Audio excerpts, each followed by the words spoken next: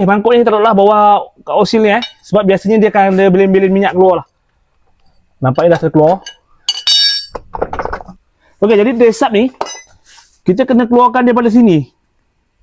Masalahnya kena buka daripada sini sebab kita kena buka dua-dua lah. Ni koyaknya.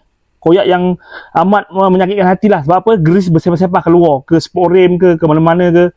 Jadi kita akan buat proses lah pembukaan dresap ini Okey, kita akan buka lah. Okay, ini klip. Benda ni dilipat sahaja macam ini. Benda ni berhati-hati benda ni tajam, sangat tajam lah. Jadinya kita kena congkel dia atau kita keluarkan lah dia. Kita selakkan terus terkeluar lah dia. Kerja ni kerja leceh sebab apa? Kerja ni biasa orang kalau pemain tak nak buat. Dia suruh tukar sebatang terus. Sebab apa? Kerja ni sangat leceh. Sebab apa leceh? Tengok grease-nya. Bersepah dan juga membencikan. Benda ni sangat leceh. Jadi kita kena lap dulu lah grease ni yang lama ni.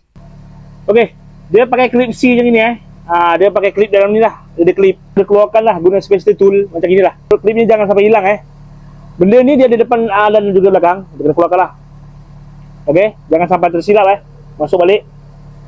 Okey, kita keluarkan terus lah dia punya boot dress up ni. Okey, macam ni lah dia keadaan dia Lepas tu kita akan buka belakang ni pula sebab dia keluarnya daripada sini lah. Daripada sini keluar daripada sini terus. Okey, ini pun cara yang sama je. Kita buka, congkelkan saja klip ni lah. Buka daripada bawah ni lah. Okey. Keluarkan dia, congkel saja macam ni. Okey. Dia kena keluarkan daripada sini lah. Buka daripada luar. Dia pin ni kat dalam.